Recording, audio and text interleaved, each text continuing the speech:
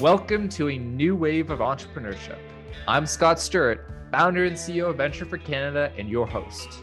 The focus of this podcast is to hear from changemakers and Canadian entrepreneurs to learn about how they've developed their entrepreneurial mindset and skills. In season 4, we'll be chatting with CEOs, founders, and successful business leaders about their career journeys. I'm excited to dive into these conversations about how to foster your entrepreneurial mindset and drive. Mohammed Ghalayini is an angel investor based in Toronto. He is the chair of the board of directors at Maple Leaf Angels and chair of its membership and marketing committee, and also serves on the investment committee of the MLA 48 Fund Number 3. He currently advises startups and companies on innovation strategy and business building. Previously, Mohammed co-created one of Jordan's largest solar power portfolios and founded Yellow Door Energy, a company that finances and builds solar power plants for commercial and industrial clients. At the beginning of his career, Mohammed established himself in management consulting, where he was a senior manager at Deloitte. He advises Fortune 500 companies on planning and executing complex technology projects, enhancing business performance, and developing results-oriented strategies. Thank you for joining us today, Mohammed. How are you this afternoon? I'm doing well. Thank you, Scott. Fantastic to hear you're doing well. And I'm really excited to have you on the show today. You know, one thing I noticed in your entrepreneurial journey is that you've pursued a non-linear career path that took you from management consulting to renewable energy to tech entrepreneurship. What advice would you give to a young person interested in pursuing a potentially non-linear career path? Yeah, I mean, just thinking back about it, almost everyone, I think they get a little bit of, they second guess their career at some point, right? And I think those moments are important. So when you second guess, what am I doing? Is this for me or not? I think you need to take that seriously. And once you take that seriously, maybe some doors would open up for you. So for a while, I was with Deloitte for 10 years, and towards the end of those 10 years, I had that moment, but I kind of like suppressed it a bit and kind of postponed looking into it. But I think those signals are very important for people. Otherwise, you wouldn't make a change, right? So being nonlinear means like changing tracks and listening to yourself and examining why do you have that feeling, what kind of opportunities are out there, am I thriving at this moment or not, how could I be thriving, are important things to take into consideration. One thing that I did once I took it seriously is actually took a step back from work, and I took a short sabbatical from Deloitte, about a 4-month unpaid leave. And to me, that was, thinking back about it, it was incredibly important. Separating yourself from the day-to-day, grind allows you to properly think about the big questions in your life and opens your eyes into different potentials. I couldn't agree more. And I think that's really wonderful that you took that 4-month sabbatical. I guess a few related kind of questions is, first off, is what precipitated, like what was the process, your decision-making process to initially take that 4-month sabbatical period? Yeah, for me, and I think it will be different for everybody. So for me, it was a slow process. It was, maybe a few years of not being sure that, the way I would summarize it is like, am I thriving or not? So I wasn't sure if I was thriving. And that, means different things to different people. For me, it meant, do I get am I energized by the work that I'm doing? And it just wasn't there for me. And, no one or nothing to blame. I mean, it just happens, right? Sometimes you're just not in the right situation or the right company or the right career path. And, but honestly, it was a slow grind for me. I had to live with that feeling for a while before kind of like, making the decision, okay, you know what? I really need to step back and get away from everything. With other people, it might be a quicker decision. They might, not wait, a bunch of years. They might just do it within a few days of thinking about it. And some other people might just ignore that feeling and just keep on grinding, right? So I don't know. Like, I think also like someone needs to just also make that decision along with their life context. Like, is it possible to step away? Is it possible to take a break? I realize it's a luxury, right, for a lot of people. but yeah, I mean, it's it wasn't a big kind of like exciting story. Unfortunately, it just took a while for me to make the decision, and it just eventually happened. Can you give us a little bit more background too on how you use that 4 month sabbatical periods? Yeah, no, it was kind of structured. So in a way, like I spent a month backpacking in Chile. That was the first month. Just Chile is a big country, so I didn't manage to cover all of it, but a full month was spent there in different cities and just like staying at hostels and um, just exploring the country. 1 week out of that month was also in Easter Island, which is a beautiful place, very far away. It took like almost it was a 6-hour trip by plane from Santiago, and that to me was, I think, the highlight of the trip. It was just, I felt that I was physically very far away from my daily life and routine. I was distracted in a good way. It was healthy. The weather was good. I was walking all over, made some friends, and I was just able to just sit there with myself, right? Like it's not something that a lot of people complain about when they're like doing the day-to-day grind. So that was, I think, the value of that trip for me was just disengage and slow down, right? And just like shift perspectives. And then I came back to Toronto after that, and I spent the rest of the 3 months kind of between Toronto and Jordan, visiting family. And the way I spent those months is just a process of brainstorming. I was just like, I had known on Easter Island actually that's it. I need to quit and move on, like just try something new. But the question was, what would it be, right? So the rest of the 3 months were just brainstorming. So I ended up just meeting a ton of people and just coming up with ideas and ideas for new businesses or ideas of things I could be doing, reconnecting with old friends who are doing different things in their lives, and just like brainstorming with them. It was just like a lot of socialization, I guess, right? So I have a few other questions about sabbatical, but first off, I'm a huge fan of Chile. So one of the things that I'm interested in, other than Easter Island, what are some other places that you visited during your Chilean trip? So yeah, I mean, Viña del Mar, Valparaiso, the Atacama Desert, and just little towns here and there. Like the bus rides there are like 12-hour long, right? So it's a very long country. So yeah, but I think Valparaiso would be like ranked as the second, like my favorite spot after Easter Island. Just a beautiful city.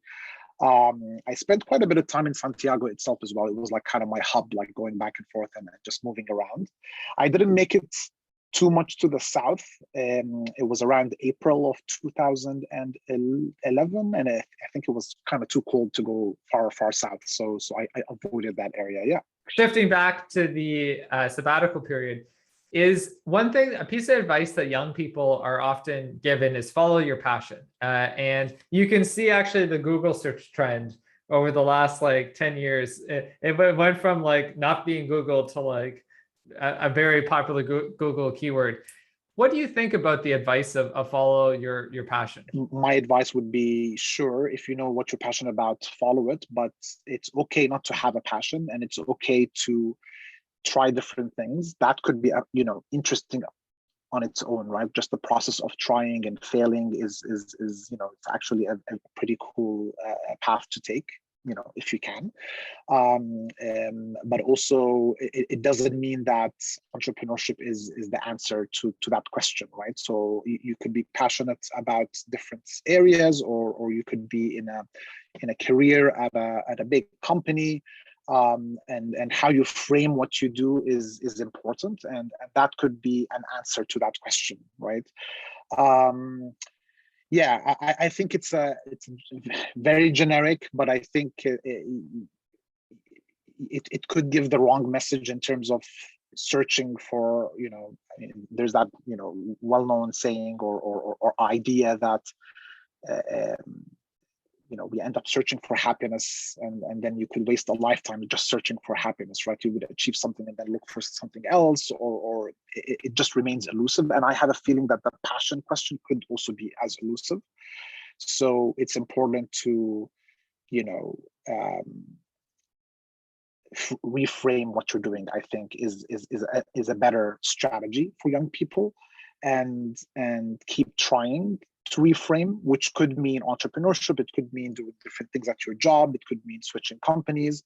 I think the process of reframing is good, and as long as it's kind of attached to your own kind of sense of contentment, that would be, I think, a better kind of reframing, in my opinion, right? Or framing of that question.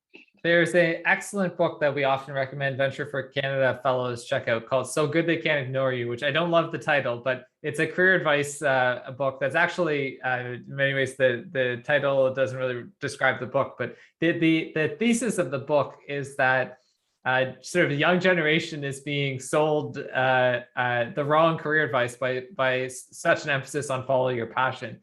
To your point, most people, particularly when they're 22, don't know what their passion is. And his thesis is that rather than follow your passion, focus on developing skills. And ultimately, how can you, think around what are the skills that you can create the most impact, and frankly, you can be the most useful in the world, and go and develop those skills.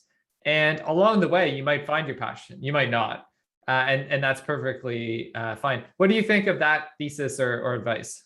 That sounds very good, actually. I mean, as you were describing it, I was just reflecting on my own kind of like what I do, right? And it does make a lot of sense. I think building up good skills and things that you're good at, but also that you somehow enjoy, I think would be a great approach. So for example, I enjoy myself just writing, right? Like I just a few articles here and there, and the process of writing itself is not what I enjoy, but what I enjoy is kind of like the background research I have to do about the article, right? So it's almost like studying a topic and then writing an, what I think is my opinion of it, or what I think is an interesting opinion of it, right? That to me is just, I just lose myself in that exercise, and I love it, and I would like to get better at it as well. So that's a skill I've been working on for a while, and hopefully I'll keep at it. But I can't. It's hard to call a passion, right? Just it's a skill. It's something that you end up doing, and hopefully, as the book title, I guess, alludes to, you'll be known for it, right? And you will not be ignored, and that would be something that you can excel at and reuse in different contexts. Yeah, that sounds very good, actually. That's a great.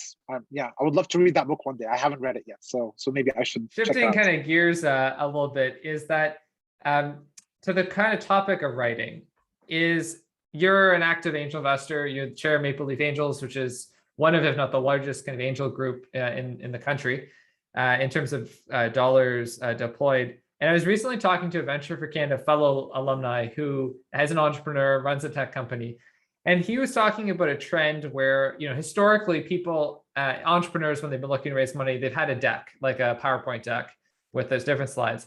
And he was talking about the rise of investment memos, where basically there's no deck and it's just like a document. And with like kind of, it's somewhat semantical, so somewhat just different form, but he was just talking about that evolution in presentation from the more rigid, everything has to be a PowerPoint. And the other thing, the interesting thing, the reason why I asked this, it relates to our earlier conversation, is an investment memo, which for background of listeners is more of like a document that's like the Jeff Bezos philosophy for meetings, like a 6-pager document that's like just goes through and is like an essay describing why a business will be successful. When you write a memo like that, it really tests your writing skills. And if you're an investor, you're kind of looking at those writing skills. So when you've probably seen hundreds, if not thousands, of different pitches from entrepreneurs. A few questions. One is that, are you seeing more of these investment memos come up versus the traditional kind of deck? And the second kind of related question is, to what extent do you think writing skills and like the written communication is an important skill for entrepreneurs to develop? I think the standard, at least maybe for the early stage companies that we see, is having a pitch deck. And I think that works well for us because the way we meet companies and take them through our deal flow process, pitch decks, are a better fit. I think it's visually, better for our members to look at. It's maybe, even though there are more pages in a pitch deck, but maybe it's easier to kind of like digest and go through. So yeah, I would say the pitch deck still is a main ingredient of the fundraising process in Canada, at least. That I'm not aware if it's changing here. Written skills, extremely important. I think during the pitch, of course, the verbal part of the presentation is important. Like just the verbal communication skills, the presentation skills. The level of confidence, the types of things that someone says like will make a big difference.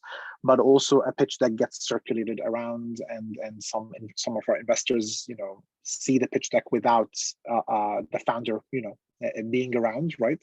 So having a well-written document and is important. And also, like, during the investment process, there's a lot of lots of emails going back and forth, a lot of written communication happening. So I think it's one of those skills that is important no matter what situation you're in, right? So and honestly, it could lead to a failed deal if there's no clarity, if someone just, I mean, there are sometimes complex ideas that have to be communicated. So, and we need to be able to, as an entrepreneur, to communicate them to the public, right? Or to the investing public. One, verbose, unclear communication. If there's one thing that will dissuade me from wanting to do dealings with somebody, is very verbose communication. And a skill of an entrepreneur, I think, which in many ways a huge part of an entrepreneur's responsibility as chief storyteller, is how do you take a really complex idea or business operation and describe it very succinctly? And if you can't do it, you're probably not going to be successful in that business. Shifting gears a little bit to the kind of last kind of part of our conversation, which is kind of reflecting on your career and life. If you could go back in time and have a conversation with your 22-year-old self, what advice would you give him?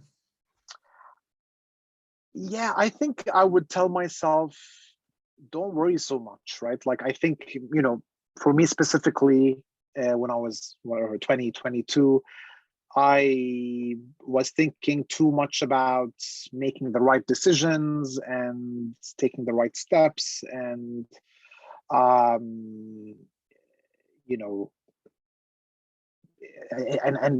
think that was a waste of brain energy, right? So I think I would tell myself, don't worry, make mistakes. If you make a decision, it doesn't have to be the right one now. You have plenty of time to kind of like course correct or try different things, right? So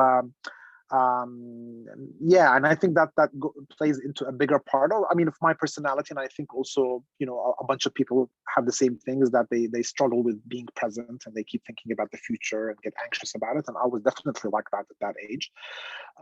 Still struggle with it a bit here and there, but I think I'm a bit better. But that would be my advice. And I see that in some like, my nephews and nieces, for example, some of them are at that age now, and they do kind of like stress too much about making the right choice, whether it's college or work or career. And I'm like, just do your best and don't worry, right? Like, yeah, so what if you study the wrong thing now? Like, you can go back to university again, whatever, like, or you can switch companies, or but yeah, encouraging myself to make mistakes and not worry too much about them. I think that would be the top advice. Yeah. It's great advice. And one of the things I think that's interesting is a lot of entrepreneurial people tend to be very forward-looking in the way that So I find entrepreneurial people tend to be much more prone to anxiety than to depressive, which is depressive tends to be more backward looking, more in terms of looking back, thinking about things that have already kind of happened. And certainly I relate I would say I'm a very forward-looking person. And anxiety is something that I'm definitely a lot more prone to anxiety than anything. And I think one thing I've noticed both through this podcast and just over the years, I've met hundreds of entrepreneurs just through my job at Venture for Canada. And I find that many entrepreneurs are very highly anxious people. And it's an interesting thing around balancing that anxiety, which can be a great driver, but it can also become extremely debilitating at a certain point. So how to keep it under control is, I think, a really important thing for a lot of like ambitious entrepreneurial people. And to admit anxiety, and to really keep that anxiety at a certain level. I think the second thing, which relates to what you talked about earlier on, is the importance of young people just going with the flow sometimes. And I'll bring this back to a thing that you talked about, which is you had that brunch in Toronto with that contact, and that spawned this whole engagement in solar power. There's a lot of randomness in this world. There's a lot of luck. There's a lot of uncertainty. And I think sometimes at the beginning of one's life, someone thinks that a lot of people mistakenly think they can plan their life way more than they can. And one piece of advice that I would say I've come to realize to myself more last year, but I am trying to give more to Venture Canada fellows and young people, is lean into the uncertainty and don't try to create really long-term plans, because life is rare. Look at the last year and a half of the pandemic. We can't predict the future. Yes, totally. Yeah, it is random. And I think, and we have to realize, like, another thing, another way of saying it is that the world is open, like it's full of doors, right? That might open to you, right? So, and the only ways that you will see those doors or have them open or have them shut and then open another one, for example, is you need to embrace that. Like, you need to not be afraid of it. Fear will always be there, actually. Sorry about that. Like, we will always be afraid. It's okay to be afraid, but it's opening yourself up to possibilities, I think, is a great thing, especially if you are an entrepreneur, if you are keen on discovering, what you want to do in life, and you're unsure about what you want to do, then definitely being open to change and being open to those interesting conversations that might lead somewhere else is a good skill. Now, that might not work for everyone, but it definitely worked for me, and I feel it could work for many entrepreneurs. Yeah. Those are 3 great books. We've asked this question, probably it's the last 10 or 15 guests, but Shoe Dog is definitely, I think, the most frequently cited book. So for frequent listeners, it's one that you'll definitely hear. So I won't talk about it, but it is a great book. Super Forecasted. It's actually the first time anyone has recommended that book. I have read it as well. It is fantastic. And I think a lot of really good insights, especially about how, frankly, experts or supposed experts can often be really bad at predictions and are often not held accountable. And instead, just sort of teams of random people with certain mindsets can actually be way better at predicting things than the people who have a huge amount of expertise. And is it also an argument in many ways for the importance of being a generalist? There's a great book called Range by David Epstein, where he cites a lot of Super Forecasting's work. Also a really good book. Yeah, I think that so the final book, which is Venture Deals, which I have here, I actually have not read in detail because I'm not far from an expert in venture capital, but I have read other works by Brad Feld, in particular, a great book called Startup Communities, and the Startup Community Way, that if you're interested in learning more about startups, and he is a prolific writer. He's written a lot of different books. And he's also, if you're interested in learning more about Brad Feld, there's a great 3-hour podcast interview that Tim Ferriss does with Brad Feld.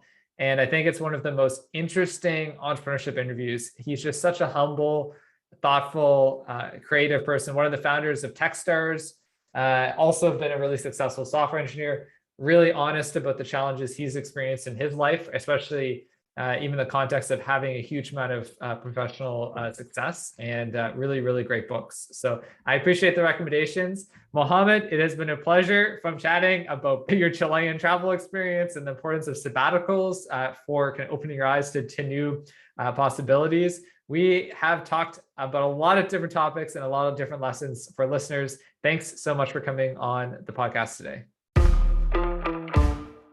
That's it for this week's episode of A New Wave of Entrepreneurship. Stay connected with us via our social and our email list. Subscribe to us in your favorite podcast app so that you don't miss our next episode. If you have feedback on today's episode, tweet us at Venture4Canada. That is Venture, the number 4, Canada, or email us at podcast@venture4, that's spelled FOR, Canada.ca. We'd love to hear from you. Thanks for listening. I'm Scott Stirrett, and until next time, stay safe, stay motivated, and stay grateful. A New Wave of Entrepreneurship is produced by Juanita Lee Garcia and Latifa Farah. Editing and mixing also done by Latifa Farah. Erica Ormanston is our editorial assistant. Mark Wallach and Premium Beat own the copyright and publishing rights related to the song used in this podcast. The comments and opinions, recommendations, or suggestions expressed on the podcast by the guests are not liable to Venture for Canada and belong solely to each individual. Any information provided stated by our guests and our host is independent of Venture for Canada. A New Wave of Entrepreneurship is a Venture for Canada brand, and all content is owned by Venture for Canada. If you'd like to use our content, please reach out to us at podcast@venture4, that's spelled FOR, Canada.ca.